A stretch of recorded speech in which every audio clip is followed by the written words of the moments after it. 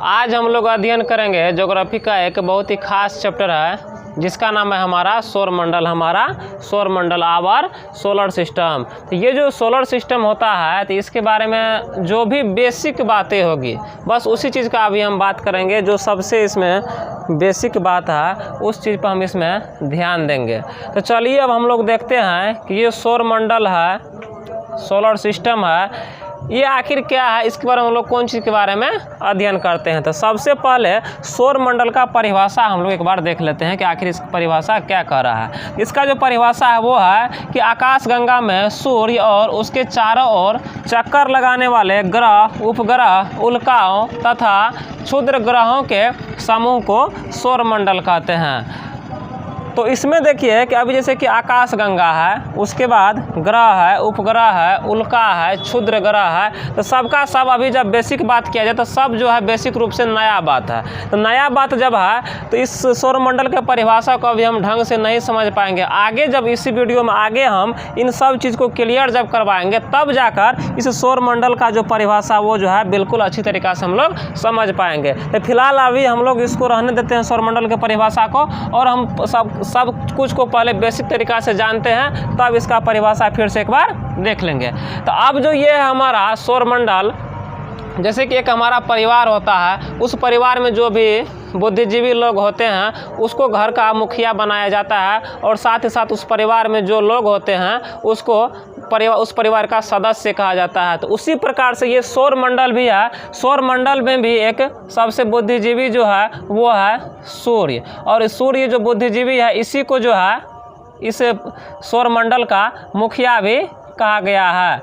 इस सौरमंडल का मुखिया सूर्य को ही कहा गया है। और साथ ही साथ ये जो अब इधर है 8 नाम लिखे हुए हम कि जो बुध, शुक्र, पृथ्वी, मंगल, बृहस्पति, शनि, यूरेनस और नेपच्यून जो है ये इसका 8 सदस्य है। तो उस 8 सदस्य के बारे में जानने से पहले हम सूर्य के बारे में थोड़ा सा जान लेते हैं। तो सूर्य एक ऐसा चीज़ है कि उसको यदि हम दूरबीन से अगर देखेंगे तो उस सूर्य के चारों तरफ आग की लपटे की तरह धधकते हुए दिखाई देता है, जिसको हम लोग सौर प्रज्वाल कहते हैं। इसी तरीक़ा से जो चारों तरफ ये आग की लपटें धधकते हुए दिखाई देता है, जिसको हम लोग सौर प्रज्वाल कहते हैं। ये जो सूर्य है, तो सूर्य और पृथ्वी का जब तुलना किया जाए तो इसे पृथ्वी से 109 गुना बड़ा है हमारा सूर्य। पृथ्वी से 109 गुना बड़ा है सूर्य। ये जो सूर्य से उसके बाद प्रकाश जो निकलता है उसको पृथ्वी तक पहुंचने में लगभग 8 मिनट 20 सेकंड लगता है। 8 मिनट 20 सेकंड लगता है। साथ ही साथ पृथ्वी से सूर्य का जो दूरी है वो 15 लाख करोड़ किलोमीटर है। 15 लाख करोड़ किलोमीटर है। तो ये अब अगर उसके बाद अगर सूर्य को और अच्छा से समझना है तो यदि क्रिकेट बॉल को हम सूर्य मान लें, क्रिकेट बॉल को यदि हम सूर्य मान लें तो राई का जो दाना होता है उसके बराबर हमारा पृथ्वी हो जाएगा। तो इससे अंदाज़ा लगाया जा सकता है कि सूर्य के तुलना में हमारा पृथ्वी कितना छोटा है। तो अब जो है ये सौर परिवार का, सौरमंडल का जो मुखिया सूर्य होता है और उसका जो ये 8 सदस्य होते हैं, इसी 8 सदस्य को ग्रह कहा जाता है। इसी 8 सदस्य को ग्रह कहा जाता है। और इस ग्रह की संख्या 8 है, जिसमें पहला है बुध। सूर्य के सबसे नज़दीक का जो ग्रह है उसका नाम है बुध। उसके बाद जो है शुक्र है, उसके बाद पृथ्वी तीसरा नंबर में है जिस पर हम लोग निवास करते हैं, और उसके बाद है मंगल, उसके बाद है बृहस्पति, फिर शनि है, उसके बाद अरुण जिसको यूरेनस भी कह सकते हैं, और सबसे लास्ट में जो है वो है हमारा वरुण जिसको हम लोग नेपच्यून भी कह सकते हैं।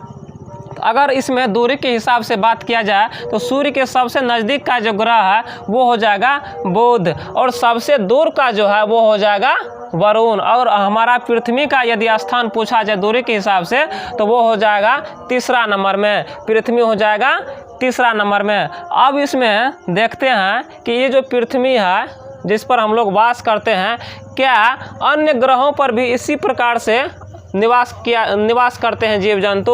तो ऐसा बिल्कुल भी नहीं है। ये जो 8 ग्रह होते हैं इसमें जो है सिर्फ और सिर्फ पृथ्वी एक ऐसा ग्रह है जिस पर मानव जीवन संभव है, और वो संभव इसलिए भी है कि पृथ्वी पर जल तथा आवश्यक सभी प्रकार के गैसें पाई जाती है जो कि अन्य ग्रहों पर नहीं पाया जाता है। इसीलिए पृथ्वी पर जो है मानव जीवन संभव है और अन्य ग्रह पर नहीं है। और अभी जो है ऐसा अनुमान लगाया जा रहा है वैज्ञानिकों के द्वारा कि पृथ्वी के बाद सबसे ज़्यादा संभावना मंगल ग्रह पर जीवन बसाने का है। उस पर अभी काम चल रहा है लेकिन अभी सफल नहीं हुआ है। मंगल ग्रह पर जो है जीवन बसाया जा सकता है, ऐसा अनुमान लगाया जा रहा है, इस पर रिसर्च चल रहा है। तो इसमें जो है फिर से एक बार देख लेते हैं कि दूरी के हिसाब से सबसे नज़दीक का जो ग्रह है वो है हमारा बुध और सबसे दूर का जो है वो है हमारा वरुण। अगर हम आकार का बात करें तो सबसे छोटा ग्रह भी है बुध और सबसे बड़ा ग्रह हो जाता है बृहस्पति। इसको याद रखना है, सबसे छोटा ग्रह बुध है और सबसे बड़ा ग्रह बृहस्पति है। इन 8 ग्रहों में अगर पूछा जाए कि सबसे बड़ा ग्रह कौन सा है तो उसमें हम लोग को बोलना है बृहस्पति और सबसे छोटा ग्रह कौन सा है तो उसमें हम लोग को बोलना है बुध। अगर इस 8 ग्रहों को 2 वर्ग में बांट दिया जाए, 4-4 वर्ग में, जैसे बुध से लेकर के मंगल तक एक भाग और बृहस्पति से लेकर के वरुण को अगर बांट दिया जाए दूसरा भाग में, और अब पूछा जाए कि इस प्रथम भाग में सबसे बड़ा ग्रह कौन सा है तो उसमें हम लोग को बोलना है पृथ्वी, जिस पर हम लोग निवास करते हैं, वास करते हैं। और दूसरे भाग में जब पूछा जाए कि इसमें सबसे बड़ा ग्रह कौन सा है तो ऐसे भी हम लोग को बोलना है बृहस्पति। तो अगर इसको अगर बांट दिया जाए तब ऐसा बोलना है, लेकिन अगर इसको एक ही साथ अगर पूछा जाए कि सबसे बड़ा ग्रह कौन सा है तो उसमें हम लोग को बोलना है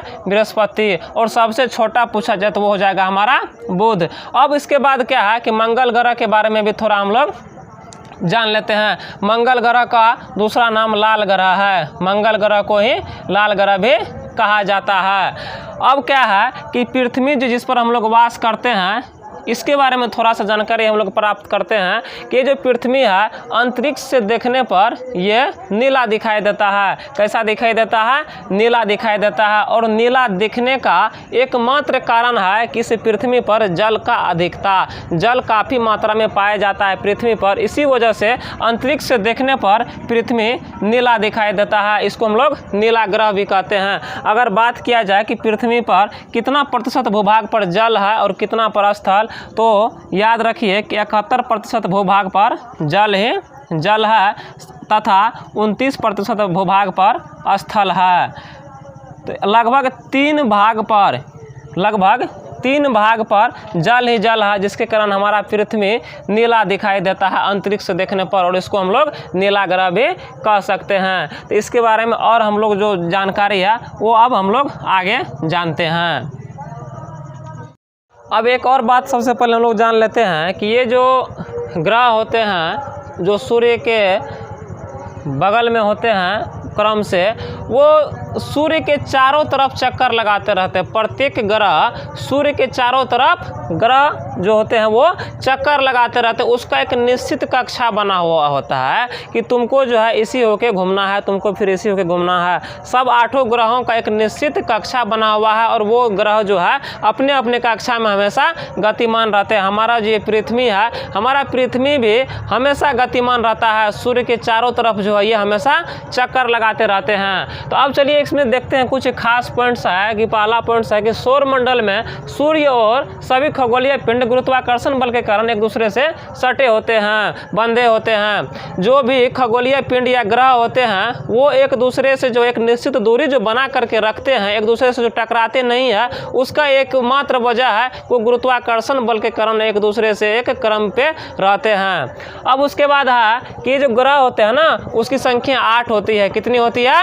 8 होती है। और उसके बाद एक और चीज़ आता है उपग्रह, और उपग्रह जो है ग्रह के बाद आता है उपग्रह, और उस उपग्रह का संख्या जो है 172 है, जिसमें हमारा जो पृथ्वी है उसका भी एक ग्रह है, उपग्रह है। जो हमारा पृथ्वी ग्रह है उसका भी एक उपग्रह है जिसका नाम है चंद्रमा। कुछ ऐसे भी ग्रह हैं जिसका जो है कोई भी उपग्रह नहीं है, लेकिन कुछ ऐसे भी ग्रह होते हैं जिसका संख्या मतलब ज़्यादा होते हैं, उस ग्रह के उपग्रह की संख्या ज़्यादा होते हैं।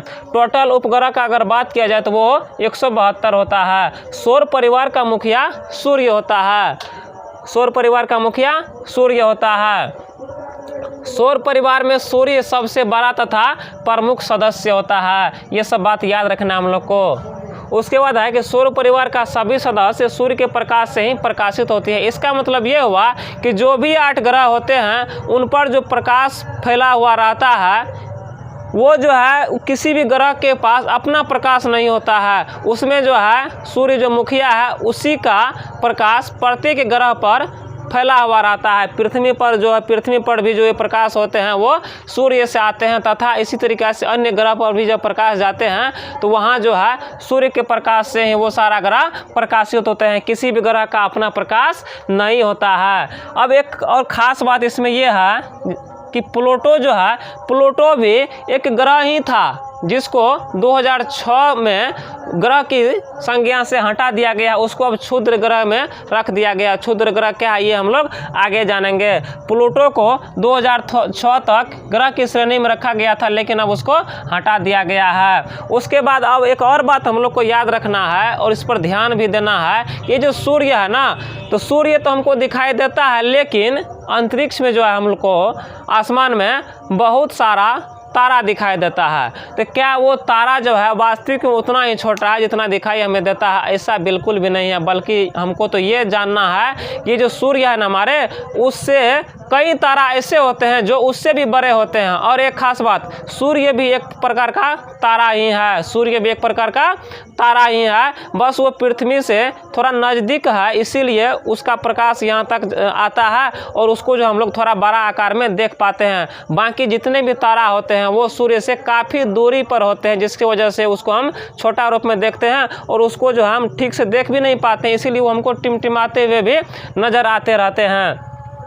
आसमान में जो असंख्य तारे हैं और उसमें जो पृथ्वी का सबसे नज़दीक का जो तारा है वो है हमारा सूर्य। तो इसीलिए सूर्य का खास ध्यान हम लोग इसलिए भी रखते हैं कि जैसे कि पूरा विश्व में बहुत सारा अलग होता है, लेकिन जो हमारा ख्याल रखता है हम उसका जो है वो थोड़ा रेस्पेक्ट करते हैं, उसके बारे में थोड़ा जानते हैं। तो उसी प्रकार से तारों की संख्या तो असंख्य है, लेकिन हमारा जो काम को आसान बनाते हैं वो है सिर्फ और सिर्फ सूर्य। इसीलिए सूर्य के बारे में हम लोग ज़्यादा ध्यान रखते हैं, ज़्यादा उसके बारे में पढ़ते हैं। कुछ तारे सूर्य से भी बड़े होते हैं। और उसके बाद क्या है कि सूर्य के बाद सूर्य का जो प्रकाश होता है पृथ्वी तक पहुंचने में वो 8 मिनट 20 सेकंड लगता है। कितना देर लगता है? 8 मिनट 20 सेकंड। लेकिन अब देखिए कि सूर्य के जस्ट बाद, सूर्य के जो बाद वाले तारा होते हैं उसका प्रकाश पृथ्वी तक पहुंचने में लगभग 4 वर्ष लगता है। कितना दिन लगता है? 4 वर्ष लगता है। अब हम लोग एक ग्रह के बारे में अध्ययन करते हैं जिसका नाम है पृथ्वी, जिस पर हम लोग निवास करते हैं। तो पृथ्वी के बारे में इसलिए भी हम लोग जानकारी प्राप्त करेंगे क्योंकि यह एकमात्र ऐसा ग्रह है जिस पर जीवन संभव है। तो पृथ्वी के बारे में थोड़ा पढ़ते हैं कि यह एकमात्र ऐसा ग्रह है जहाँ जीवन मिलता है। इसके अलावा ऐसा कोई भी ग्रह नहीं है जहाँ पर जीवन मिलता है। कारण ये है कि यहाँ पर जो पृथ्वी जो है, यहाँ पर जल तथा आवश्यक जो भी गैसें होती है वो मौजूद है पृथ्वी पर, बाकी अन्य ग्रह पर नहीं है। उसके बाद अंतरिक्ष से देखने पर पृथ्वी नीला दिखाई देता है। जब अंतरिक्ष से देखा जाता है इस पृथ्वी को तो वहाँ से जो हमारा पृथ्वी नीला दिखाई देता है। कारण ये है कि यहाँ पर जल की मात्रा अधिक होती है, कारण जल की अधिकता। उसके बाद है कि पृथ्वी पर 71% भूभाग पर जल है तथा 29% भूभाग पर स्थल है। अर्थात ये हुआ कि 3 हिस्सा पर, लगभग 3 हिस्सा पर जल ही जल है। उसके बाद अब पढ़ते हैं हम लोग उपग्रह के बारे में कि ये उपग्रह का क्या काम होता है। तो सभी उपग्रह अपने अपने ग्रह के चारों ओर घूमते हैं। जिस प्रकार से ग्रह, सभी ग्रह सूर्य के चारों तरफ घूमते हैं, उसी प्रकार से उपग्रह भी अपने अपने ग्रह के चारों तरफ घूमते हैं। पृथ्वी का एकमात्र ग्रह है जिसका नाम चंद्रमा है। बहुत सारा ऐसा ग्रह है जिसका एक से ज़्यादा उपग्रह है, साथ ही साथ कोई कोई ऐसा भी ग्रह है जिसका कोई भी उपग्रह नहीं है। पृथ्वी का एकमात्र उपग्रह चंद्रमा है। पृथ्वी का सिर्फ और सिर्फ एक उपग्रह है जिसका नाम है चंद्रमा। उसके बाद ये पृथ्वी का जो चक्कर लगाता है चंद्रमा वो 27 दिन 8 घंटे में पूरा करता है। कितना दिन में पूरा करता है? 27 दिन 8 घंटे में। तथा अपने अक्ष पर भी चंद्रमा जो है 27 दिन 8 घंटे में एक बार घूमता है। उसके बाद कि चंद्रमा पर ना तो जल है और ना तो वायु, जल या वायु इनमें से कोई भी चीज़ चंद्रमा पर नहीं है। साथ ही साथ चंद्रमा दिन में गर्म तथा रात में वहाँ पर ठंडी होती है। तो इतना बात हम लोग जाने। अब हम लोग जानेंगे कि किस ग्रह के पास कितना उपग्रह है।